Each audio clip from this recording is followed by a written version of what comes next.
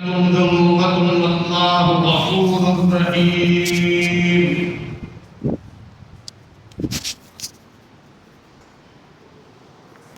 سورہ آل عمران کی آیت نمبر 131 آپ کے سامنے تلاوت کی ہے.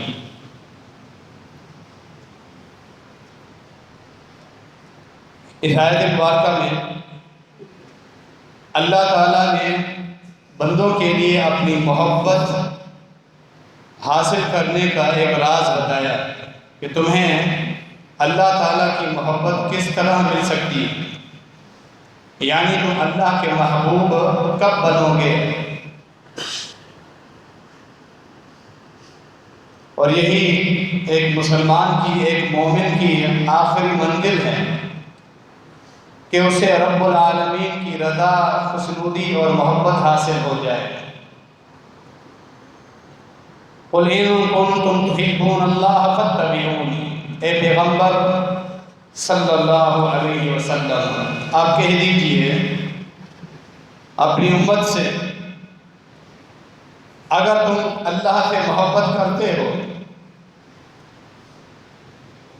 اگر تمہارا یہ دعویٰ ہے کہ تم اللہ سے محبت کرتے ہو، فرمایا تمہارے اس دعوے کی پہچان کیا ہے؟ فَاتَّبِعُونِي، تم میری اطاعت اور پیروی کرو. یحببکم اللہ، جب تم میری اطاعت اور پیروی کرو گے تو اللہ بھی تم سے محبت کرے گا. پھر اللہ کی محبت میں کیا برکتیں ہیں؟ وَيَغْفِرْ ذُنُوبَكُمْ، اللہ تمہارے گناہ بھی معاف کر دے. یہی اللہ کی محبت کی برکتیں ہیں کہ بندے کے گناہ معاف ہو جاتے ہیں.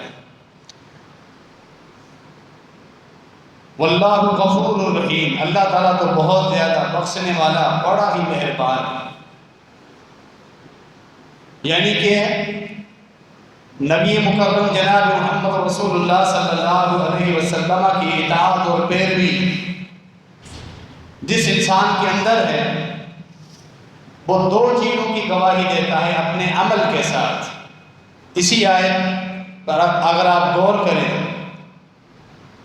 تو دو چیزوں کی گواہی اس انسان کے عمل سے ملتی ہے جو اللہ کے رسول صلی اللہ علیہ وسلم کی سنتوں سے محبت کرتا ہے، سیرت سے محبت کرتا ہے. ایک یہ کہ وہ اگر اللہ سے محبت کا دعویٰ کرتا ہے تو نبی علیہ السلام کی سنت کی اتباع کر کے وہ اس دعوے کی دلیل دیتا ہے اپنے عمل کے ذریعے. اور پھر دوسری بات یہ ہے کہ یہ اللہ تعالیٰ کی محبت بھی حاصل کر سکتا ہے، یہ اللہ کا محبوب بن جائے گا. دونوں چیزیں اس ایک بات کے اندر، اللہ کے ساتھ محبت کے دعوے کی دلیل بھی نبی علیہ السلام کی اطاعت اور پیروی ہے، اللہ تعالیٰ کے محبوب بننے کی علامت بھی نبی علیہ السلام کی اطاعت اور پیروی. نہ صرف عبادات میں جو کہ ہر حال میں ضروری ہے کہ عبادات اللہ کے رسول صلی اللہ علیہ وسلم کے طریقے اور سنت کے مطابق، بلکہ عبادات کے علاوہ محبت کی علامت یہ ہے کہ زندگی کے باقی معاملات میں بھی ہر چھوٹی سے چھوٹی چیز میں، معاملے میں نبی مکرم جناب محمد رسول اللہ صلی اللہ علیہ وسلم کی سنت کو دیکھا جائے، اس کے مطابق عمل کیا جائے. عبادات میں تو یہ شرط ہے قبولیت کے لیے، جس طرح عقیدے کا درست ہونا عبادات کی قبولیت کے لیے شرط ہے. عبادات صرف موحدین کی، اہل توحید کی قبول ہوتی.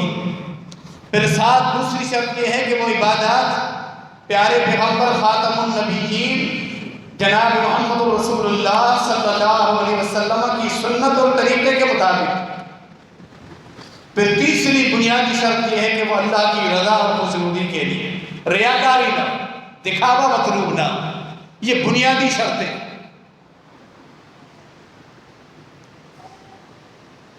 صحابہ کرام کی زندگی کو آپ دیکھیں، وہ اپنی عام زندگی کے معاملات میں بھی، اٹھنے بیٹھنے میں، اپنی مجلس میں، کچہری میں، کھانے پینے میں بھی، سواری پر بھی، ہر موقع پیغمبر جناب محمد رسول اللہ صلی اللہ علیہ وسلم کی سنت کو آگے رکھتے تھے، اس کے مطابق اپنے معاملات کرتے تھے، حتیٰ کہ اپنے لباس میں بھی، اپنے بیٹھنے کی کیفیت میں بھی یہ محبت ہی صحابہ کرام۔ آج کے اس خطبے میں ہم اسی چیز پر تبصرہ کرتے ہیں۔ پیارے پیغمبر جناب محمد رسول اللہ صلی اللہ علیہ وسلم کی وہ سنتیں جنہیں ہم شاید معمولی سمجھ کے چھوڑ دیتے ہیں، غفلت برتتے ہیں، وہ چیزیں چھوڑنے کی نہیں ہیں، ان میں بڑی برکتیں، بے شمار ایسی سنتیں جن کا ہمیں علم ہی نہیں ہے، یا ہمیں علم ہے لیکن انہیں معمولی سمجھ کے چھوڑ دیتے ہیں۔ لیکن اگر انہیں اپنایا جائے تو ان کو اپنانے سے اللہ رب العالمین کی محبت کے ہم حقدار بن سکتے ہیں، مستحق بن سکتے ہیں۔ ان سنتوں پر عمل کرنے کی وجہ سے اللہ رب العالمین ہمارے گناہ بھی معاف فرمائے گا اور آگے مزید نیکیوں کی توفیق بھی عطا فرمائے گا۔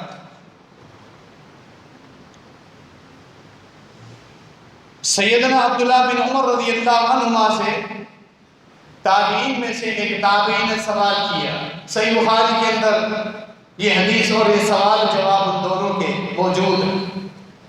کہا کہ ابو عبد الرحمن، وہ آپ کی کنیت تھی ابو عبد الرحمن، عبداللہ بن عمر رضی اللہ عنہما، میں نے آپ کو دیکھا ہے آپ 4 کام ایسے کرتے ہیں، باقی لوگوں کو وہ کام کرتے ہوئے میں نہیں دیکھتا، وہ معاملات آپ ہی کرتے ہیں۔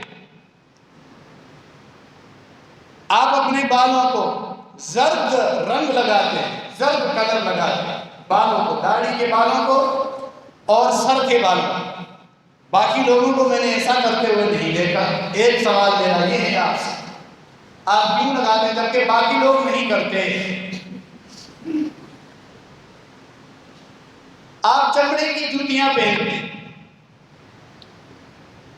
جس کے بال اترے ہوتے ہیں، صاف و شفاف چمڑا، رنگ شدہ جو چمڑا اس دور کے حساب سے تھا، آپ وہی جوتیاں ہمیشہ پہنتے ہیں۔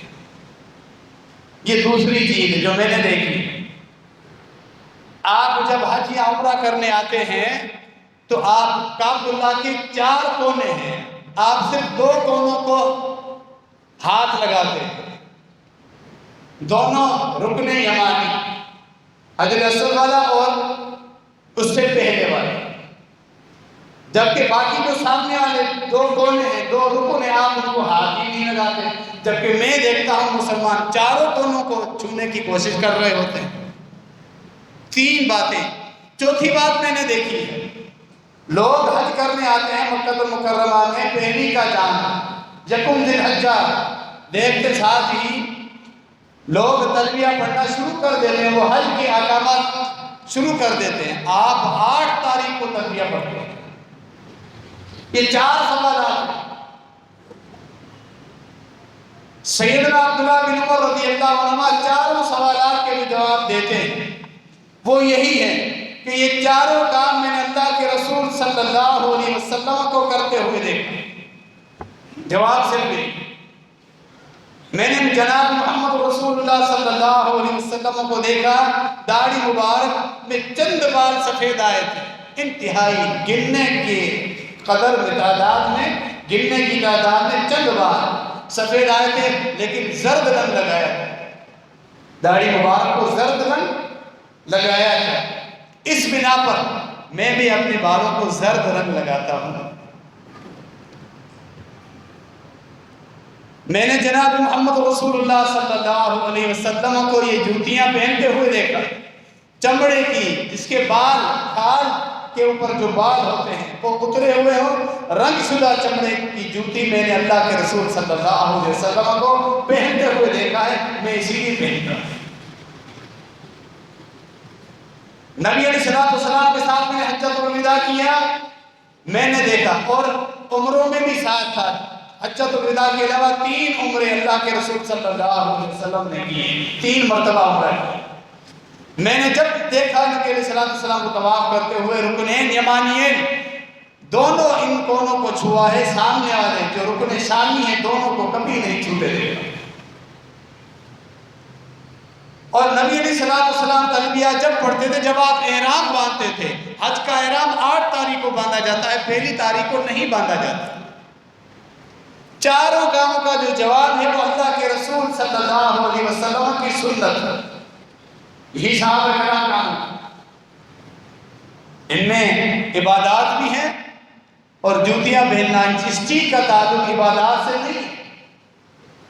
یہ وہ معاملات ہیں جو اللہ کے رسول صلی اللہ علیہ وسلم کی زندگی گزارنے کی ایک طریقہ کار تھا، لیکن ان میں بھی صحابہ کرام کوشش کرتے تھے ہم اللہ کے رسول صلی اللہ علیہ وسلم کی سنت کو اپنائیں۔ ان معاملات کو عام اور غیر معمولی اور عام اور معمولی سمجھ کے چھوڑ نہیں دیتے تھے۔ یہی صحابہ کرام کا عمل تھا۔ اسی میں اللہ کی رضا اور خوشنودی، اللہ پھر راضی ہوتا ہے۔ اور نبی علیہ السلام کے ساتھ محبت کی یہ علامت ہے۔ جو آدمی سنتوں کا اہتمام، نبی علیہ السلام کے طریقے کا اہتمام اپنے گھر میں، اپنے کاروبار میں، سفر کے دوران، مسجد میں، اپنے لباس میں، اپنی ضروریات میں پیارے پیغمبر جناب محمد رسول اللہ صلی اللہ علیہ وسلم کے طریقے کو سامنے رکھتا ہے، یعنی عبادت کے علاوہ بھی اپنی زندگی میں، وہ آدمی اللہ رب العالمین کی محبت کا حقدار بن جاتا ہے۔ وہ آدمی بدعات سے بچ جاتا ہے۔ یہ اللہ کی رحمت ہے، جو سنتوں کا اہتمام زیادہ کرتا ہے، اللہ ایسے لوگوں کو بدعات سے بچاتا ہے۔ اور جو لوگ سنتوں کو چھوڑ کر بدعات کی طرف جاتے ہیں، پھر اللہ کا عذاب ان پر یہ اترتا ہے، اللہ ان کو پیارے پیغمبر جناب محمد رسول اللہ صلی اللہ علیہ وسلم کی سنتوں سے محروم کر دیتا ہے۔ وَالَّذِينَ اهْتَدَوْا زَادَهُمْ هُدًى وَآتَاهُمْ تَقْوَاهُمْ، اللہ نے قرآن میں یہ وعدہ کیا ہے، جنہوں نے سیدھا راستہ اختیار کیا، پیش قدمی کی، اللہ بھی انہیں مزید ہدایت دیتا ہے اور ہدایت پہ ثابت قدم رکھتا ہے۔ جب انہوں نے راستہ اختیار کیا، پیش قدمی کی، پھر اللہ بھی انہیں پرہیزگاری اور تقویٰ کی توفیق عطا فرماتا ہے۔ اور یہ شعائر اسلام سے محبت کی علامت ہے، اللہ کے رسول صلی اللہ علیہ وسلم سے محبت کی علامت۔ صحیح بخاری کے اندر انتہائی معروف واقعہ ہے، اس واقعے کے اندر ہم ایک چیز دیکھتے ہیں۔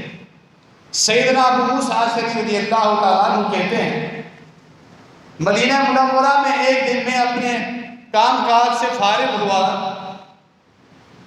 صبح کا وقت بھی تھا، میں نے سوچا آج میں اللہ کے رسول صلی اللہ علیہ وسلم کے ساتھ رہوں گا سارا۔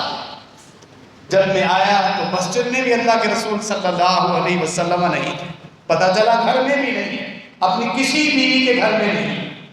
پھر میں نے پوچھا، مجھے پتا چلا کہ فلاں باغ میں جو بیہر عریس ہے، عریس اس وقت نام تھا، اس کا جو کنواں ہے باغ میں، اللہ کے رسول صلی اللہ علیہ وسلم وہاں باغ میں گئے، تنہا ہیں، اکیلے ہیں، کوئی ساتھ نہیں۔ میں فوراً اس باغ کی طرف گیا، باغ کو دروازہ تھا، دروازہ کھولا، میں نے عزم کیا کہ آج میں اللہ کے رسول صلی اللہ علیہ وسلم کا دربان بن جاؤں، یہ خدمت کروں اگر اللہ مجھ سے راضی ہو جائے۔ نبی مکرم جناب محمد رسول اللہ صلی اللہ علیہ وسلم کے ساتھ صحابہ کرام کی محبت یہ تھی، جو ہی اپنے ضروری کاموں سے، گھر کے کاموں سے فارغ ہوتے تھے، خواہ نماز کا وقت نہ بھی ہو، وہ اللہ کے رسول صلی اللہ علیہ وسلم کی مجلس تلاش کرتے تھے کہ آپ صلی اللہ علیہ وسلم کہاں ہیں۔ اسی طرح تلاش کرتے ہوئے ابو موسیٰ اشعری کہتے ہیں، میں باغ کے دروازے پہ کھڑا ہو گیا، اللہ کے رسول صلی اللہ علیہ وسلم وہاں کنویں کے اوپر جو دیوار ہوتی ہے، کنویں کے کنارے پر جو باڑ لگائی جاتی ہے، منڈیر بھی اس کو کہتے ہیں، آپ صلی اللہ علیہ وسلم اس کنویں کی دیوار پر بیٹھ گئے۔ بیٹھنے کی کیفیت کیا تھی؟ آپ اس طرح بیٹھے کہ نبی علیہ السلام اس دیوار کے درمیان میں بیٹھے، چھوٹی دیوار جو کنویں کے اوپر کنارے پر تھی، اور اپنی پنڈلیوں سے کپڑا اوپر اٹھا کر گھٹنوں تک کر لیا، اپنی ازار اوپر اٹھا کر پنڈلیوں سے گھٹنے تک رکھی، اور اپنی دونوں ٹانگیں مبارک نیچے لٹکا دی، اس طرح بیٹھ گئے کنویں کی سائڈ میں اندر کی جانب، اور آپ اس طرح کنارے پر بیٹھ، یہ بیٹھنے کی کیفیت تھی۔ ابو بکر صدیق رضی اللہ تعالیٰ عنہ تلاش کرتے ہوئے پہنچ گئے، جو تعلق تھا اللہ کے رسول صلی اللہ علیہ وسلم کے تھا بالکل اسی حساب سے پہلے ابو بکر صدیق رضی اللہ تعالیٰ عنہ۔ میں نے کہا آپ ٹھہرے، میں نبی علیہ السلام کی اجازت لے کر میں نے بتایا اللہ کے رسول صلی اللہ علیہ وسلم نے اجازت دی، فرمایا وَبَشِّرْهُ بِالْجَنَّةِ، ابو بکر رضی اللہ تعالیٰ اجازت دے دے، وہ آئے اور اس سے خوشخبری بتا دینا کہ وہ جنتی۔ میں گیا، ابو بکر صدیق کو زبان نبوت کی یہ بڑی خوشخبری بتائی۔ ابو بکر صدیق رضی اللہ تعالیٰ عنہ گئے اور نبی علیہ السلام کے بالکل پہلو میں بیٹھ گئے۔ اس دیوار پر 3 آدمیوں کے بیٹھنے کی گنجائش تھی، سامنے دوسری دیوار تھی، کنویں کا دوسرا حصہ، اور ابو بکر صدیق رضی اللہ تعالیٰ عنہ نے وہی کیفیت اختیار کی۔ یہ بات ہے کہ بتانا مقصود ہے، اپنی پنڈلیوں سے کپڑا اٹھا کر گھٹنوں تک کر دیا، اپنی ٹانگیں نیچے لٹکا دی، بیٹھ گئے جس طرح اللہ کے رسول صلی اللہ علیہ وسلم بیٹھے تھے۔ ابو بکر صدیق رضی اللہ تعالیٰ عنہ نبی صلی اللہ علیہ وسلم کی دائیں جانب آ کر بالکل اسی پوزیشن میں اسی کیفیت میں بیٹھ گئے۔ تھوڑی دیر کے بعد عمر بن خطاب رضی اللہ تعالیٰ عنہ، میں نے اسی طرح اجازت دی، وہی الفاظ نبی علیہ السلام نے فرمائے، اسے آنے دو، جنت کی خوشخبری سناؤ۔ عمر فاروق رضی اللہ تعالیٰ عنہ کو میں نے جنت کی خوشخبری سنائی، اندر جانے کی اجازت دی نبی علیہ السلام کی طرف سے۔ عمر بن خطاب آئے اور دوسری جانب جو جگہ تھی اس منڈیر پر کنارے پر عمر بن خطاب رضی اللہ تعالیٰ عنہ نبی علیہ السلام کی بائیں جانب بیٹھ گئے اور وہی پوزیشن اختیار کیا، اپنی پنڈلیوں سے کپڑا اٹھا کر گھٹنوں تک رکھا اور دونوں ٹانگیں کنویں کی جانب لٹکا دی۔ صحابہ کرام کی محبت کا معیار یہ تھا،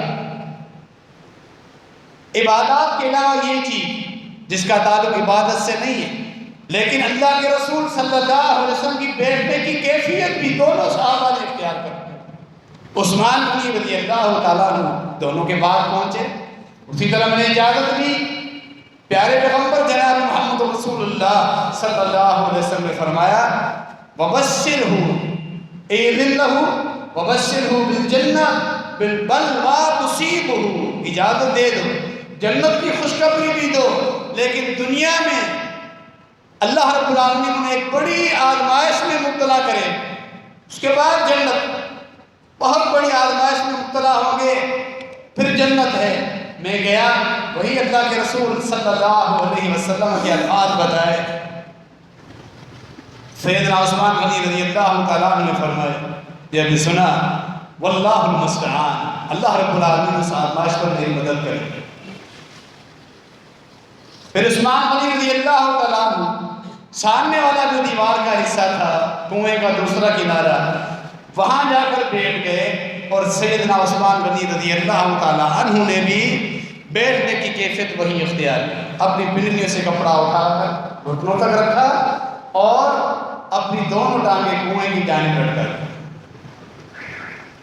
صحابہ کرام رضوان اللہ علیہم اجمعین نبی مکرم جناب محمد رسول اللہ صلی اللہ علیہ وسلم کی ایک ایک سنت کو اس طرح زندہ کرتے تھے اور اس طرح اس پہ عمل کرتے تھے۔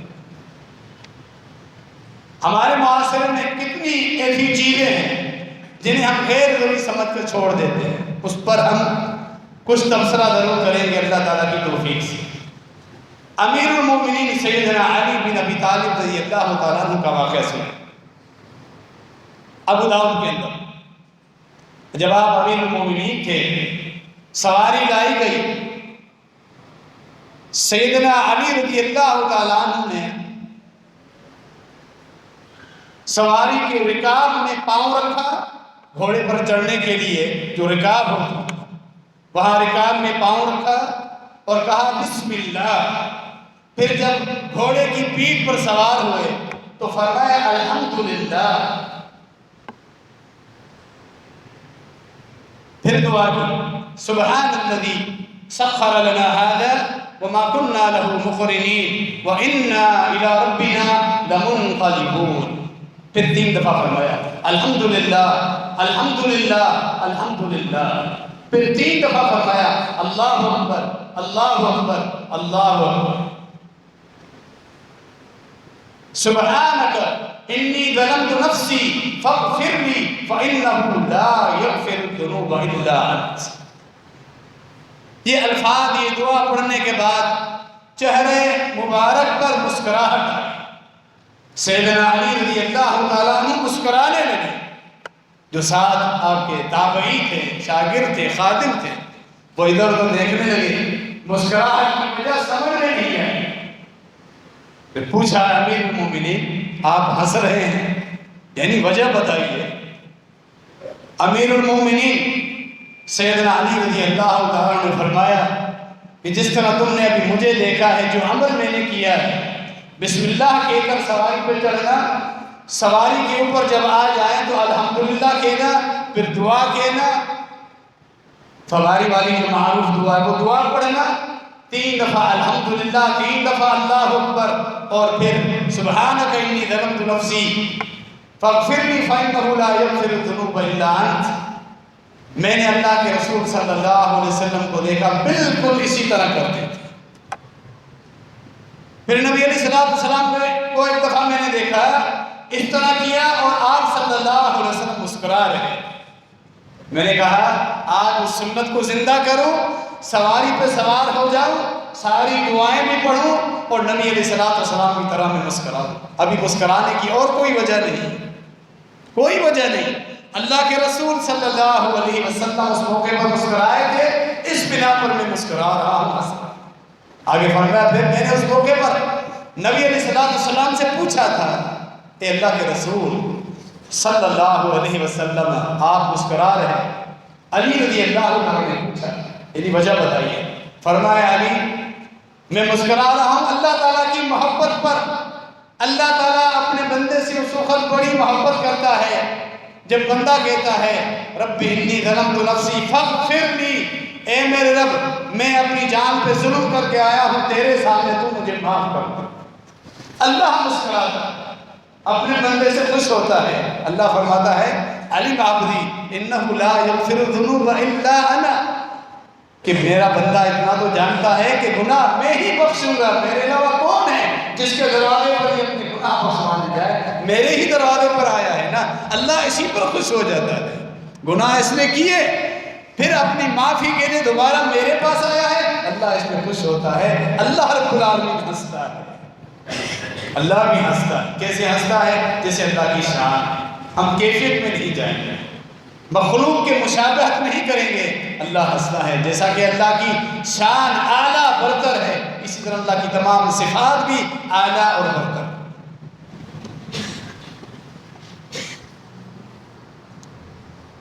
ہم ان چیزوں کا اہتمام نہیں کرتے. ہمیں زیادہ زیادہ یہ دعا یاد ہے سبحان الذی سخر لنا ھذا وما كنا له مقرنین وانا الی ربنا لمنقلبون. باقی دعائیں صحیح حدیث سے ثابت ہیں. یہ آپ نے سنا بسم اللہ کہہ کے سواری پہ چڑھنا، جب سیٹ پہ بیٹھ جائیں الحمدللہ کہیں، پھر دعا پڑھیں، اس کے بعد 3 دفعہ الحمدللہ، 3 دفعہ اللہ اکبر، اور وہ دعا جو ابھی آپ نے سنی. ان چیزوں کا اہتمام ہم نے چھوڑ دیا، یا تو غیر معمولی سمجھ کے، یا تو ہم خود دلچسپی نہیں لیتے نبی علیہ السلام کی سنتوں کے ساتھ.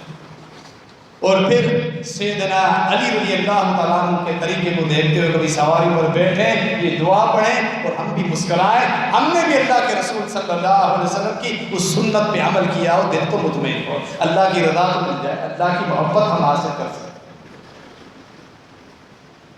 سواری کے حوالے سے جن سنتوں کو ہم نے چھوڑ دیا ہے ان میں ایک اہم چیز، جب ہمارا سفر شروع ہوتا ہے، ایک ہوتی ہے سواری کی دعا جو آپ نے سنی، ایک ہوتی ہے سفر کی دعا. جب انسان شہر سے باہر سفر کی مسافت پر نکلے، نبی علیہ السلام نے ایک دعا سکھائی ہے.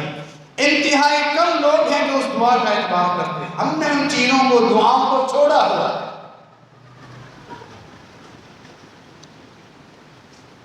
تقریباً سورہ فاتحہ یا آیت الکرسی کے برابر وہ دعا ہے اگر ہم یاد کریں بیٹھ کر اللہ کے رسول صلی اللہ علیہ وسلم کا دیا گیا امت کو تحفہ ہے، ہم کیوں نہ محنت کریں، یاد کریں۔ اس دعا کا خلاصہ کیا ہے؟ اللہ یہ سفر میرے لیے آسان بنا دے۔ سفر کے لیے جب نکلے، جب شہر کے شہر میں سواری پر جا رہا ہے، اپنی وہیکل پہ، اپنی کار پہ، اپنی موٹر سائیکل پہ، تو خالی سواری کی دعا کافی ہے۔ سفر میں جب جا رہا ہے پھر سواری کی دعا کے ساتھ سفر والی دعا بھی پڑھنی ہے۔ اللہ یہ سفر میرے لیے آسان بنا دے، مجھے تقویٰ اور پرہیزگاری مجھے سفر میں عطا کرو، گناہوں سے میں بچوں، اپنے آنکھوں کی حفاظت کروں، کانوں کی حفاظت، زبان کی حفاظت،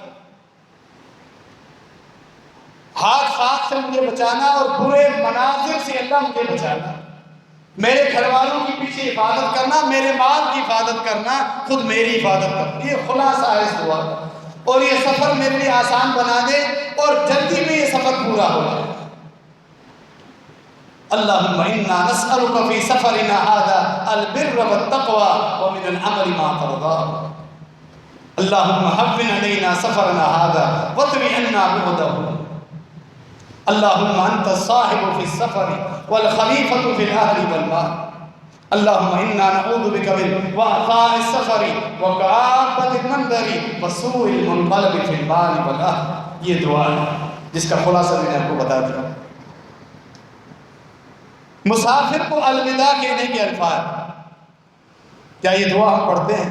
ہمارا بھائی ہے، رشتہ دار ہے، دوست ہے، جب سفر پہ جا رہا ہے حج کرنے کے لیے، عمرہ کرنے کے لیے، یا اپنے کسی دنیاوی کام کے لیے کسی بڑے دوسرے شہر جا رہا ہے، مسافر پر نبی مکرم جناب محمد رسول اللہ صلی اللہ علیہ وسلم نے وہاں بھی دعا سکھائی کہ مسافر کو دعا دو، استودع اللہ دینک و امانتک و خواتیم اعمالک۔ تمہارا دین، تمہاری امانت اور تمہارے اعمال کا خاتمہ میں اللہ کے سپرد کرتا ہوں کہ اللہ سب کو بہتر بنائے، تیرا دین بھی سالم رہے، تیری امانت بھی درست رہے، تیرا خاتمہ بھی خیر پر۔ مسافر کو دینے کے لیے الوداعی دعا کتنی پیاری دعا ہے۔ بے شمار ایسی چیزیں، ایک دو چیزیں نہیں، ان نمازوں کے علاوہ، عبادات کے علاوہ، ہمارے روزمرہ کے مسائل میں، لین دین کے مسائل میں، اٹھنے بیٹھنے کے مسائل میں، دوستوں کے ساتھ مجلس میں، گھر کے معاملات میں نبی علیہ السلام کی سیرت کا ایک ایک پہلو ہمارے سامنے ہونا چاہیے کہ آپ صلی اللہ علیہ وسلم سے محبت کی علامت ہے، اور جب آپ صلی اللہ علیہ وسلم سے محبت ہے تو اللہ رب العالمین بھی ہم سے محبت کرے۔ سیدنا علی رضی اللہ تعالیٰ عنہ جب کوفہ میں تھے، حالات ایسے ہوئے، آپ کی خلافت میں دارالحکومت کوفہ کی طرف منتقل ہوا۔ کوفہ شہر میں ایک دفعہ ظہر نماز پڑھانے کے بعد باہر آئے، کوفہ پانی طلب کیا، سیدنا علی رضی اللہ تعالیٰ امیر المومنین کو پانی دیا گیا۔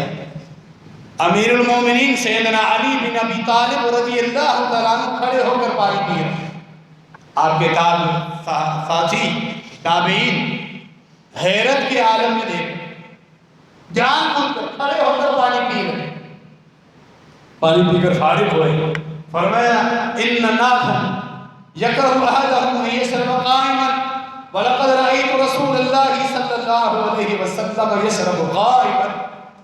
فرمایا لوگ تو کھڑے ہو کر پانی پینے کو مکروہ سمجھتے ہیں، میں نے خود اپنی آنکھوں سے اللہ کے رسول صلی اللہ علیہ وسلم کو دیکھا ہے، آپ صلی اللہ علیہ وسلم نے کھڑے ہو کر پانی پیا۔ یعنی اس چیز کا جواب ہے جن احادیث میں کھڑے ہو کر پانی پینے سے منع ہے، واقعتاً وہ احادیث صحیح، یہ ان لوگوں کے لیے جو عادی بن جاتے ہیں ہمیشہ کھڑے ہو کر پانی پیے۔ لیکن علی رضی اللہ تعالیٰ عنہ نے اپنے اس عمل سے اللہ کے رسول صلی اللہ علیہ وسلم کی اس سنت کو زندہ کیا، تاکہ لوگوں کے علم میں بھی یہ مسئلہ ہے کہ کبھی کبھار کھڑے ہو کر پانی پی سکتے ہیں، یہ بالکل حرام نہیں ہے، مکروہ نہیں ہے، ہاں اس کی عادت نہ بناؤ، لیکن سنت کو زندہ رکھنے کا یہ طریقہ ہے، کبھی کبھار اس سنت پہ بھی عمل کرو۔ سیدنا علی رضی اللہ تعالیٰ عنہ کھڑے ہو کر پانی پیا۔ اللہ کے رسول صلی اللہ علیہ وسلم کی محبوب سنتوں میں سے ایک سنت کا ذکر جس کے ذکر کرتے ہوئے افسوس بھی ہوتا ہے۔ جتنا اہتمام، جتنی تاکید اللہ کے رسول صلی اللہ علیہ وسلم نے اس سنت کی ہم اتنا ہی اس سنت سے پیچھے ہٹ چکے ہیں، اور اس سنت پہ عمل کرنا ہے بھی انتہائی آسان، مشکل بھی نہیں، اور اس میں نہ صرف آخرت کا فائدہ ہے، ہماری صحت کا، ہماری دنیا کا بھی فائدہ ہی فائدہ ہے۔ وہ سنت ہے مسواک کا عمل۔ سنت کو ہم نے چھوڑ دی ہے۔ مسواک کی جگہ کیمیکل سے بنے ہوئے یہ تو ٹوتھ پیسٹ ہے، اور پھر یہ پلاسٹک کے برش کے ساتھ ہم جو صبح ایک دفعہ برش کر دیتے ہیں، ہم سمجھتے ہیں ہم نے اپنا منہ صاف کر دیا، ایک دفعہ کافی۔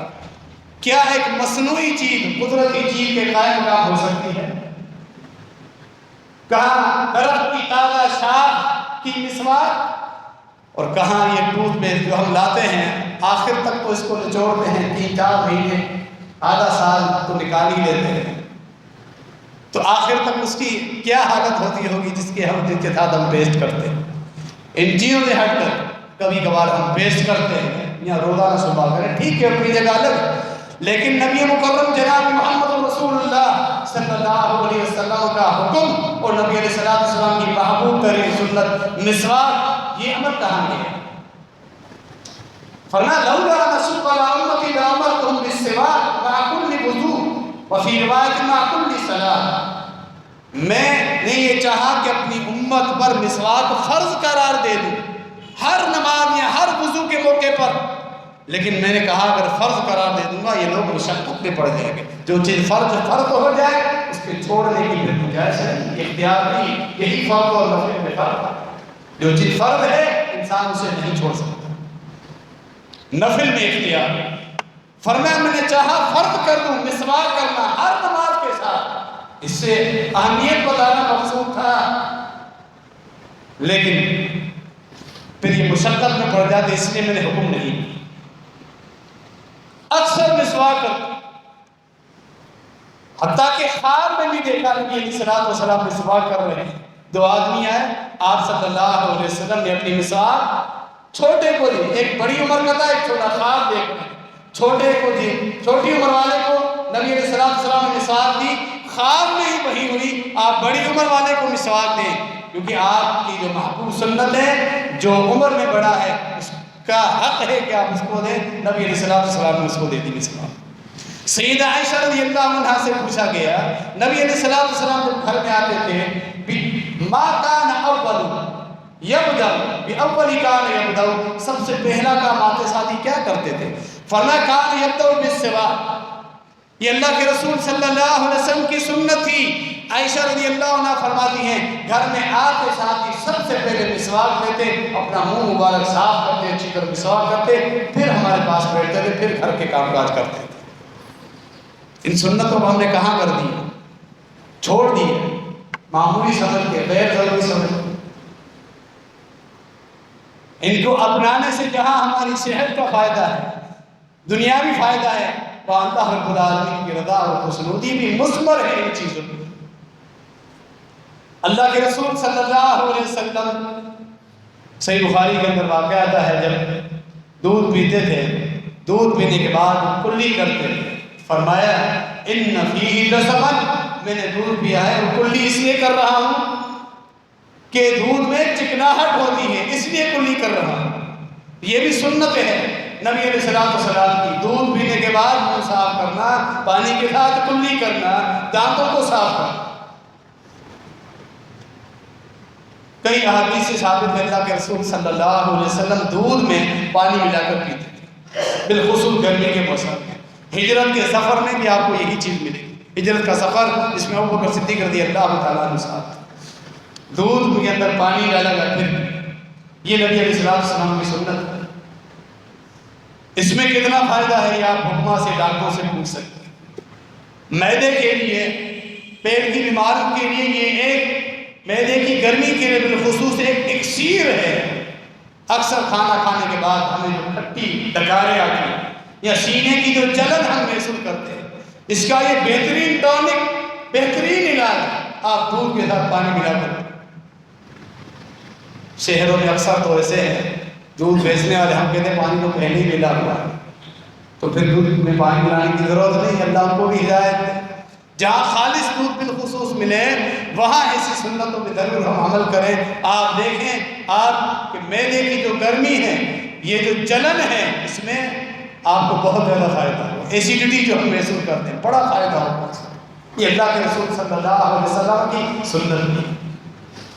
جہاں تک دودھ میں پانی ملانے کا مسئلہ ہے، اگر یہ ڈیری والے کے لیے ہماری مجبوری ہے، کم از کم حلال کرنے کے لیے اتنا تو واضح کرنا چاہیے بھائی اس میں ایک مقدار میں جو ہماری مجبوری ہے پانی ملاؤ، اسی حساب سے آپ قیمت رکھیں۔ لکھ دیں آپ خالص دودھ اور بیچیں آپ ملاوٹ والا، پھر اس ایک جملے کی وجہ سے سارا کاروبار آپ اپنا حرام کا کر دیں۔ مجبوری ہے، اگر خالص دودھ نہیں بیچ سکتے واضح تو کریں جتنی مقدار میں دودھ پانی ہے اسی حساب سے اپنا ریٹ رکھیں۔ بہرحال یہ ایک الگ چیز ہے۔ نبی علیہ السلام کی ان سنتوں کا ذکر جن کو ہم نے چھوڑ دیا ہے، جو ہمارے معاشرے سے مٹ چکی ہیں، اس لیے کہ جب ہم عمل نہیں کریں گے ان چیزوں پر تو یہ چیزیں مٹ جائیں گی۔ آپ صلی اللہ علیہ وسلم نے کھانا کھانے کے جو آداب بتائے ان آداب کو بھی ہم ملحوظ خاطر رکھیں۔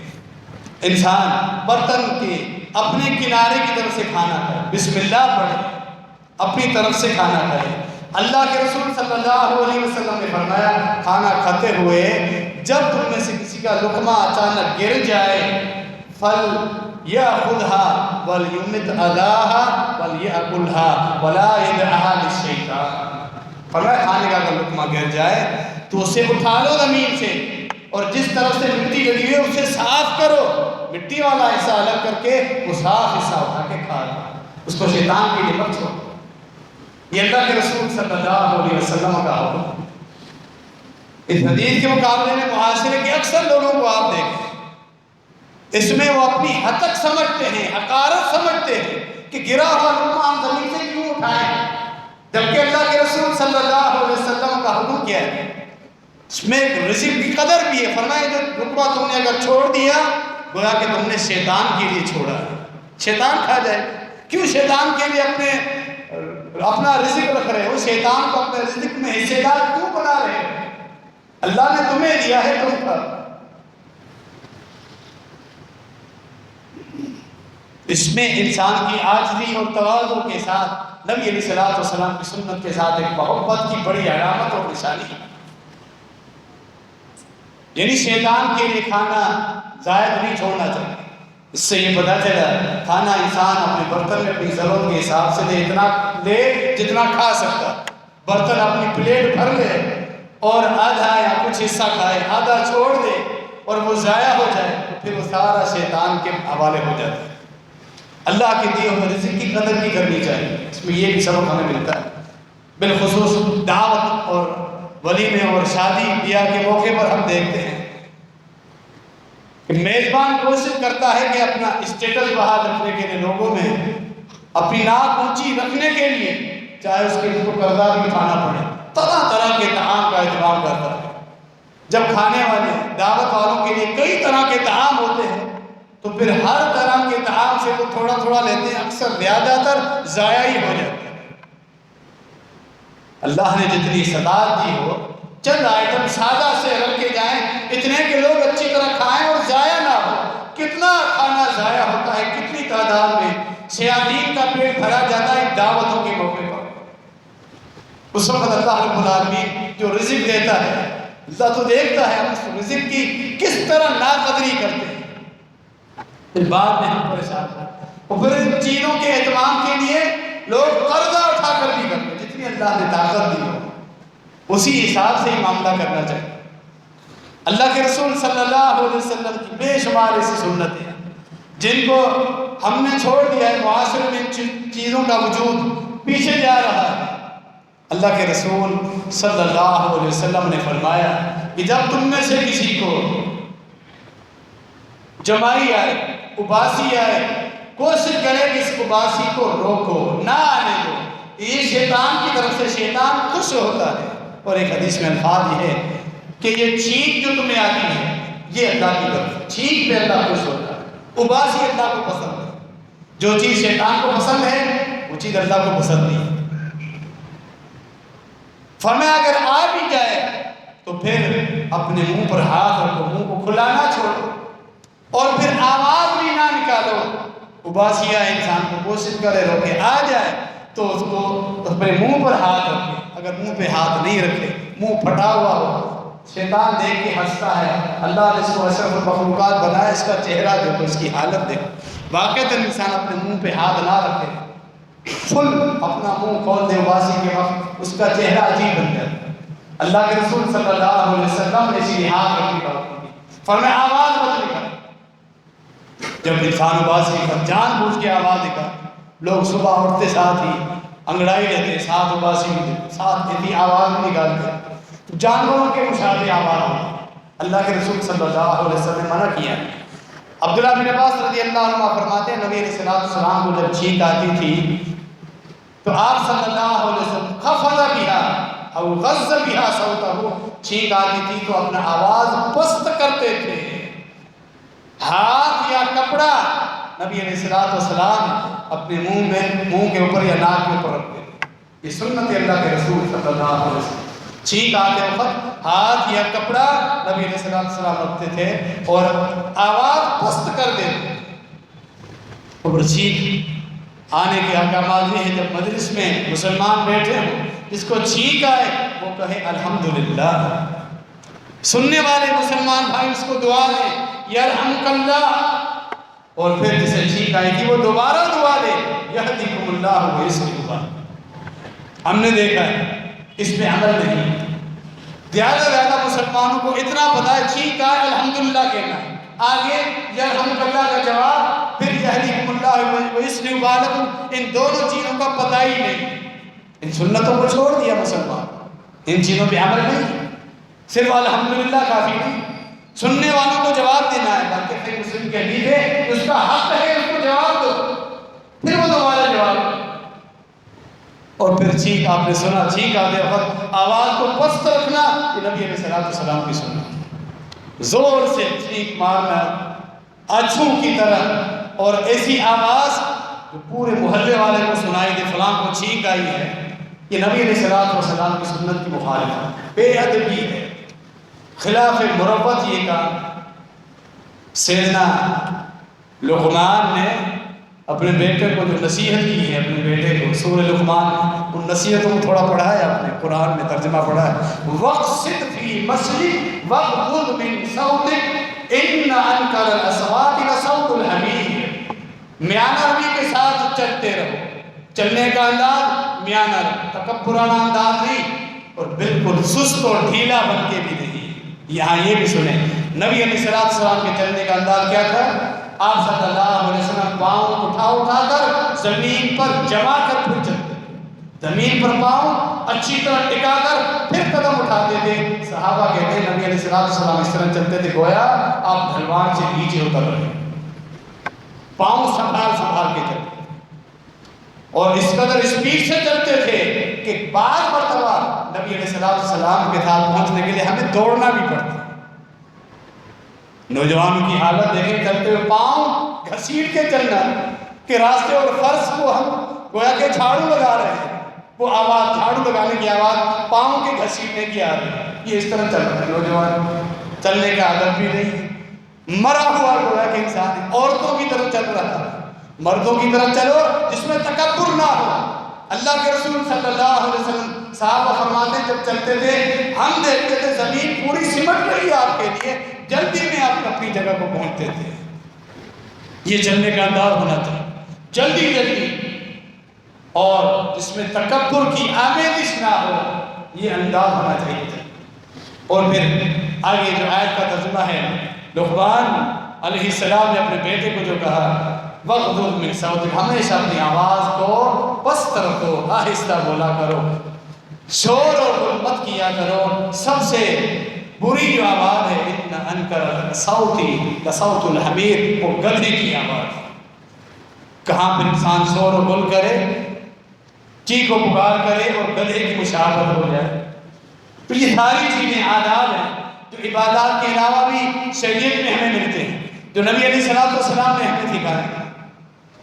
کبھی موقع ملے کسی ایسی جگہ پر جائیں، گھوڑے پر سواری کا موقع مل جائے، گدھے پر سواری کا موقع مل جائے، اونٹ پر سواری کا موقع مل جائے تو یہ موقع حاصل کریں تاکہ نبی علیہ السلام کی سنت پہ عمل ہو جائے۔ نبی علیہ السلام نے گدھے پر بھی سواری کی ہے، خچر پر بھی سواری کی ہے، گھوڑے پر بھی سواری کی ہے، اونٹ پر اونٹنی پر بھی سواری کی ہے۔ یہ ساری چیزیں بھی ہم نے اپنے سامنے رکھی، یہ نبی علیہ السلام کے ساتھ محبت کی علامت ہے۔ بے شمار ایسی چیزیں ہیں جو نبی علیہ السلام کی سنتیں ہیں، ہماری لین دین کے معاملات، اٹھنے بیٹھنے کے معاملات، سفر کے معاملات، انشاءاللہ اللہ رب العالمین نے توفیق دی، آئندہ خطبات میں باقی چیزیں بھی آپ کے سامنے رکھی جائیں گی۔ اللہ رب العالمین ہمیں نبی علیہ السلام کی تمام سنتوں پر عمل کرنے، ان کو زندہ رکھنے کی توفیق عطا فرمائے، آمین۔ وما علینا الا البلاغ۔